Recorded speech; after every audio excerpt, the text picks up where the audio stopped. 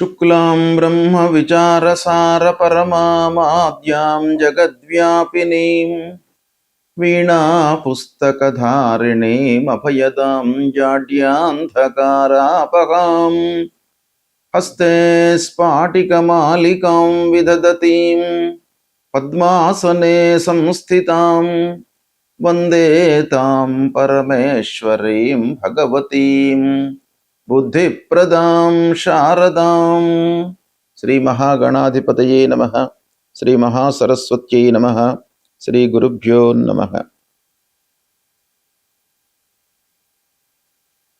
రవి గోచారము, రవి యొక్క సంచారం మూలకంగా జాతకులకు ఎలాంటి ఫలితాలు ఉంటాయి అనేటువంటి విషయాన్ని మనం చూసినట్టయితే, రవి సంచారానికి అత్యంత ప్రాధాన్యత ఉంది.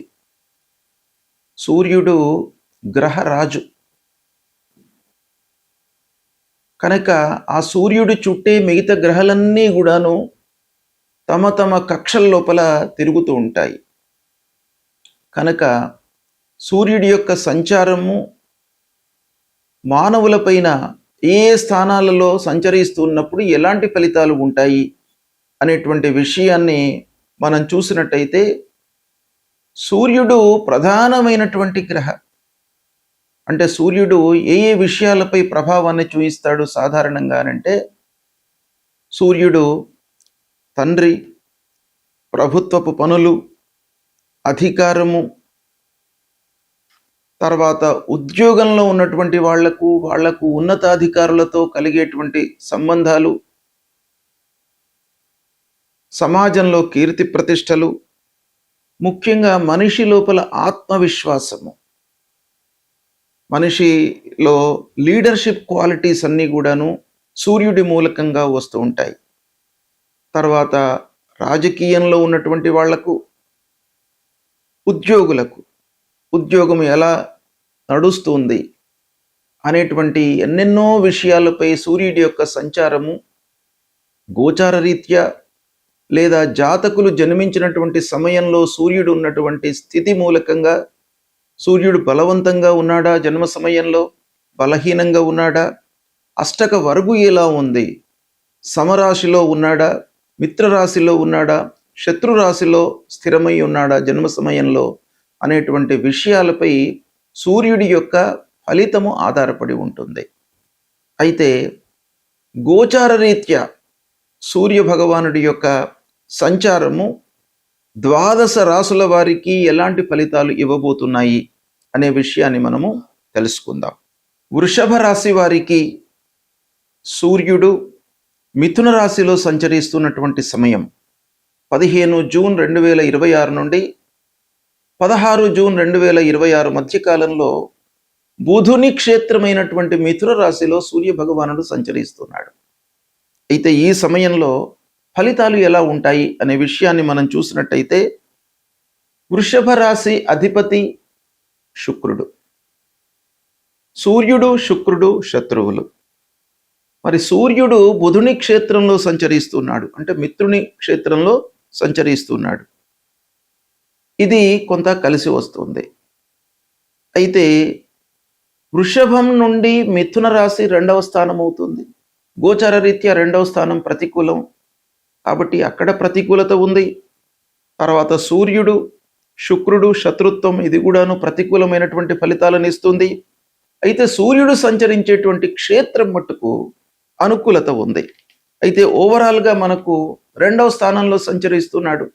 2వ స్థానం ముఖ్యంగా కుటుంబము, డబ్బు, మాట తీరు, వీటిపైన ప్రభావం ఎక్కువ చూపిస్తుంది. కనుక వీటన్నిటిని కూడాను మనం దృష్టిలో పెట్టుకున్నట్టయితే ఫలితాలు ఎలా ఉంటాయి అనే విషయాన్ని ఒక్కమారు మనం పరీక్షించినట్టయితే, రవి శుక్రుల యొక్క శత్రుత్వం మూలకంగా మీ లోపల కొంత అహంకారము, ఓవర్లుక్ టెండెన్సీ అనేటువంటిది పెరిగే అవకాశం బాగా ఉంది. కుటుంబ సభ్యులతో చిన్న చిన్న మనస్పర్ధలు, అభిప్రాయ భేదాలు కనబడుతున్నాయి. దాన్ని రెక్టిఫై చేసుకోవడానికి కూడాను అవకాశము ఉంది. సూర్యుడు బుధుడు బుధాదిత్య యోగం మిత్రులు ఉన్నారు కాబట్టి కొంత సంయమనంతో ఉన్నట్టయితే మీకు బాగా కలిసి వస్తుంది. మాట్లాడేటప్పుడు మట్టుకు మీరు అన్ని విషయాల లోపల కూడాను జాగ్రత్త వహించాలి. ఓవర్లుక్ చేయకుండా, ఓవర్గా మాట్లాడకుండా, మనకు ఎంత అవసరమో అంతే మాట్లాడుతూ మీరు ముందుకు వెళ్ళినట్టయితే చాలా విషయాలలో మీకు సత్ఫలితాలు కలుగుతాయి. ముఖ్యంగా ఉద్యోగంలో ఉన్నటువంటి వాళ్ళు హైయప్స్తో, అధికారులతో, యాజమాన్యంతో మాట్లాడేటప్పుడు కొంత జాగ్రత్త వహించండి, ఓపికతో ఉండండి, సంయమనాన్ని పాటించండి. సత్ఫలితాలు మీకు కలుగుతాయి. ఉద్యోగంలో మీరు మాట్లాడేటువంటి తీరు ఎదుటివాడు అర్థం చేసుకునేటువంటి ధోరణి లోపల కొంత ఇబ్బందులు తలెత్తే అవకాశాలు ఉన్నాయి కాబట్టి జాగ్రత్తగా ఉండండి. ఇకపోతే వ్యాపారంలో ఉన్నటువంటి వాళ్ళు ధనస్థానంలో సూర్యుడు కాబట్టి డబ్బు విషయంలో కొంత జాగ్రత్తగా ఉండాలి. వృధా ఖర్చులు అయ్యే అవకాశాలు ఉన్నాయి కాబట్టి కొంత జాగ్రత్త వహించండి. ఆదాయం వస్తుంది, మీ చేతికి ఆదాయము రావాల్సినటువంటి డబ్బు రావడంలో ఇబ్బంది ఏమాత్రం కనబడట్లేదు. అయినప్పటికీ దాన్ని పొదుపు చేసుకోవడం కానివ్వండి, సద్వినియోగపరుచుకోవడం కానివ్వండి, ఖర్చు విషయంలో కొంత నియంత్రణ మట్టుకు అవసరము. ఇకపోతే విద్యార్థులు ముఖ్యంగా చదువుకునేటువంటి వాళ్ళ విషయం ఆలోచించినట్టయితే చదువుపై బాగా దృష్టిని పెట్టాలి. ఏకాగ్రత, సమయాన్ని వెచ్చించడము, అనుభవజ్ఞుల యొక్క సూచనలు సలహాలు తీసుకోవడం ఈ సమయంలో చాలా అవసరము.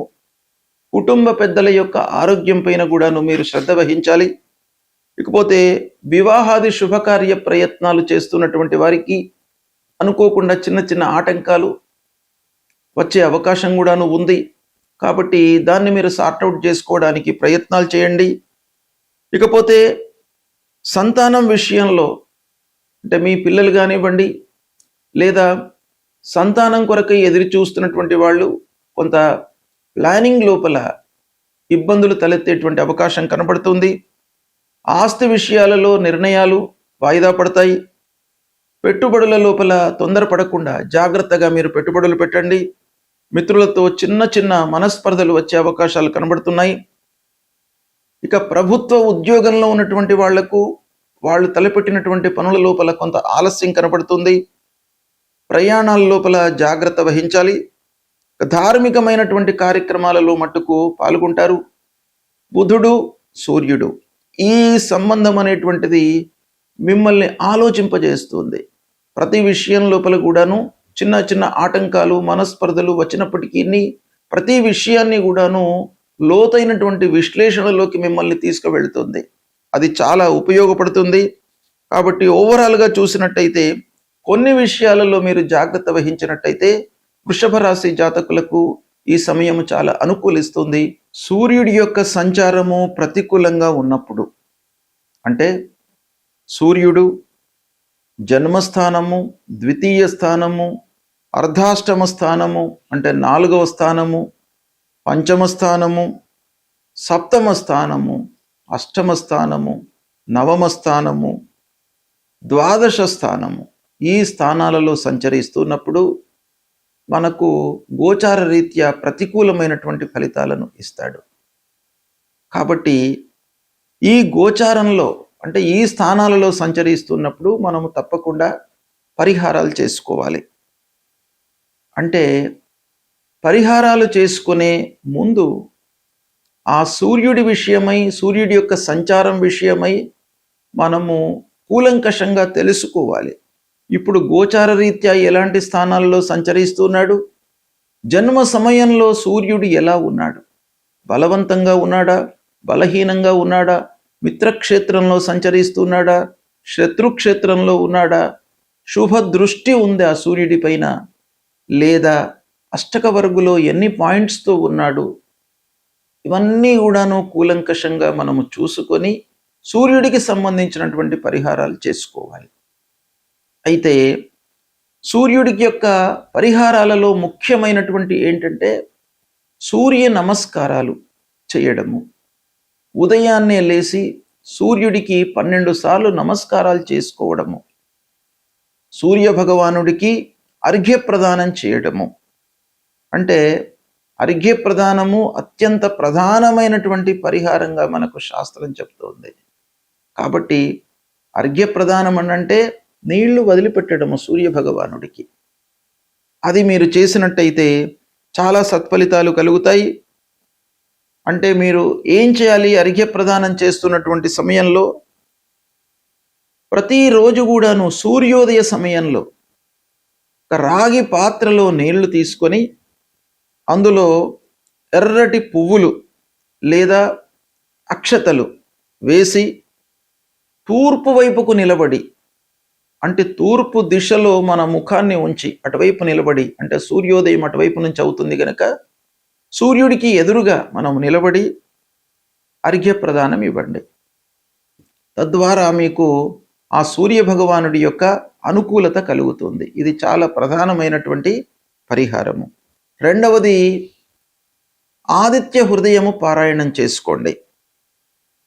మూడవది, సూర్యుడికి సంబంధించినటువంటి మూల మంత్రం జపా కుసుమ సంకాశం కాశ్యపేయం మహద్యుతిం తమోరిం సర్వపాపఘ్నం ప్రణతోస్మి దివాకరం అనేటువంటి ఈ మూల మంత్రాన్ని ప్రతినిత్యం కూడాను చదువుకోండి.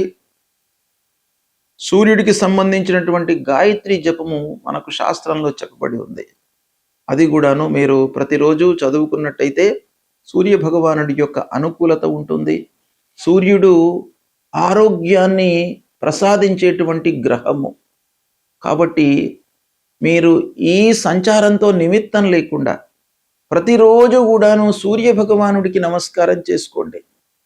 ఆదిత్య హృదయం చదవండి, పారాయణం చేయండి, సూర్య గాయత్రి జపించండి. మీకు ఆరోగ్యము ప్రధానంగా సూర్యుడు ఇస్తాడు. ఆరోగ్యమే ప్రధానం కాబట్టి ఆరోగ్య సమస్యలు లేకుండా ఉన్నట్టయితే జీవితంలో మనకు కలిగేటువంటి ఫలితాలను అనుభవించడానికి మనకు ఆస్కారం ఉంటుంది. కాబట్టి సూర్యుడిని మీరు ప్రతినిత్యం కూడాను కొలవండి, అనుగ్రహాన్ని పొందండి. శుభం.